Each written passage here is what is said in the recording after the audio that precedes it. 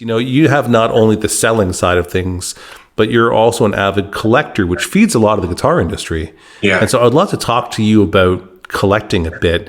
You know, the last time I saw George Gruen, he was telling me how concerned he is that he sees the habit of collecting diminishing within our culture, and that people aren't collecting like they used to collect. But without selling you out here, I think there's a list of completely different markets that you collect from. Am I wrong? Yeah, no, I'm kind of a consummate consumer, and it's definitely a psychological issue. I mean, I don't say that necessarily as a negative thing, but I think when I was growing up, I had a lot of interests and not a lot of money. And so, you know, you were constantly having to assess, you know, how can I afford this one thing? And maybe I want, you know, guitars are a great example. I was playing electric guitar as a kid, and I was like, well, but I want them in different colors, and, you know, I want different amplifiers and all this stuff. And I just was never in that position. And so I think as I got older and I was in a position to buy, you know, one or two or three of something, I suddenly really enjoyed that. And I enjoyed the different aspects of it. And part of it is, it goes back to that consummate learner thing. I don't collect the things that I collect to hoard them. I collect them out of a deep appreciation and respect for them, but also I study the heck out of them. I mean, I spend hundreds of hours, like before I buy something, like researching it and learning about it and things like that. And so the things that I collect tend to be very special to me. And I don't do it because I feel I need to show the rest of the world or say, look at what I have. And it's not a financial thing where I'm trying to, you know, show that I'm well off or whatever. It's just, it's a personal thing, and I value them. And what I find as I get older, the acquisitions that I have tie into a moment in my life that I'm trying to remember or pay tribute to. So, it's no secret I'm a big watch collector. That's part of the reason I got into guitar making, was my love of watches and what I call functional art. You can have the most beautiful timepiece in the world, but if it doesn't tell time, it's a failure. And guitars are kind of the same way. If you have the most beautiful instrument in the world, but it doesn't play music the way you want it to, then that's not you know, a viable solution. So to me, timepieces were always kind of representative of time, this one commodity that all of us wish we had more of.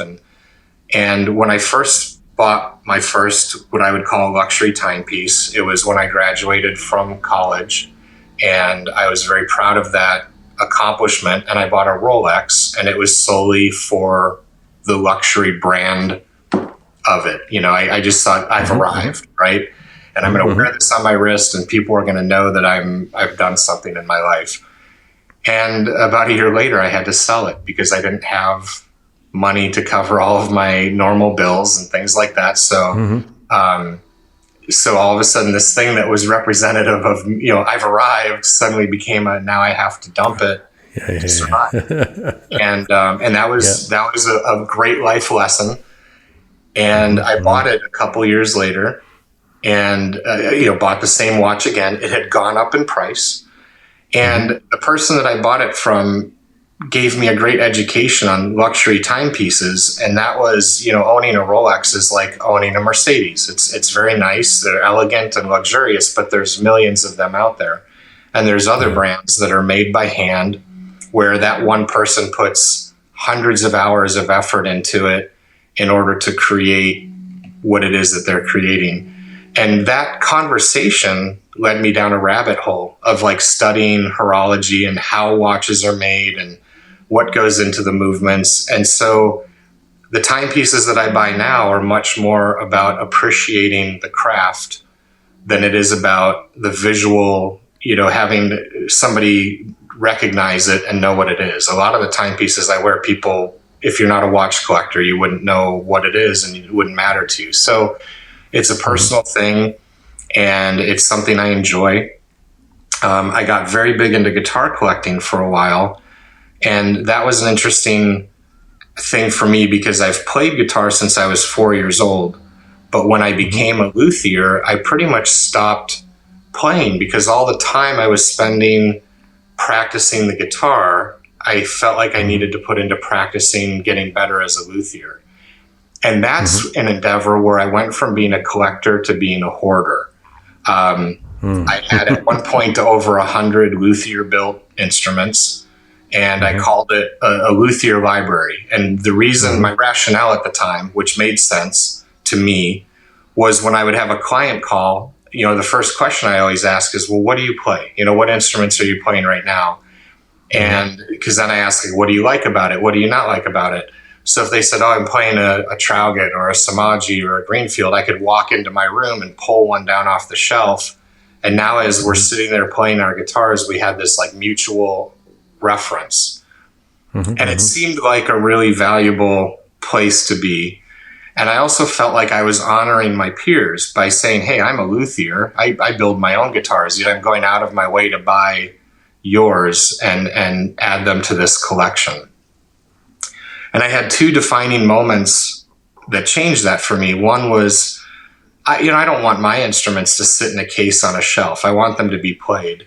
And when you have that many instruments, the reality is that all of them are pretty much sitting in cases on the shelf. And I had a musician come stay with me, and he got up at like 3 a.m. just so he could sit in that room and play through each of the guitars over the period of like a 2-day period. And he said to me, you know, every single guitar in this room is a dream guitar for somebody. And it made me realize that they weren't necessarily dream guitars for me. They were guitars that I was collecting and I was holding on to. But somewhere out there, you know, was a person who deserved to have it and enjoy it. So that was kind of the first experience, but I didn't act upon that. It just got filed into the back of my head. And a couple months later, I was in France visiting a client who's also a world-renowned art collector. And his entire home is filled with the most prominent and you know, recognized names in art. Van Goghs, Degas, Rembrandts, things like that, as well as people I've never heard of, because that's not the world that I operate in. Right. And in his family room was this huge painting, you know, by an artist that I had not heard of. But he said, do you see this painting? And I said, yeah. And he said, it's the prize of my collection. And I spent 52 years trying to acquire it. And every time it came up for sale, I couldn't afford it. And so the last time it came up for sale, I decided no matter what the cost was, I was going to own it. And so he bought it, and it's hanging in his family room. And he said, and you know, in 2 weeks, Sotheby's is going to come and take it, and they're going to sell it. And I said, well, why would you sell something that you spent your entire life trying to acquire? And he said, well, when I first bought it, I hung it in this room, and I would walk into this room and stop and stare at it for an hour or 2 hours and just revel in this fact that I had it. And then after a little while, I would come into the room and I would stop and look at it for a couple minutes and go on with my day. And now it's gotten to the point where I walk right through the room and don't even stop to appreciate it. But somewhere out there is somebody that's waited 52 years to own this, and it's time for me to let it move on and be with somebody that appreciates it. And so that's what I did with my guitar collection. A couple years ago, I actually ended up liquidating my entire guitar collection because I didn't play them and I didn't really value them in the way that I felt like they needed to be appreciated. It was, you know, my own thing. And so I sold them, and I took that money and put them into things that I do appreciate. So I am a collector, but I choose to only collect the things that still matter to me and have that reverence to me. And when I feel like I kind of lose out on that, then it's time to let them go and find new homes where people can appreciate them the way that I had hoped I would. Thank you for watching and listening. You can find more episodes wherever you listen to your podcasts. And a special thanks to those who support us on Patreon. It's your support that enables us to do this work.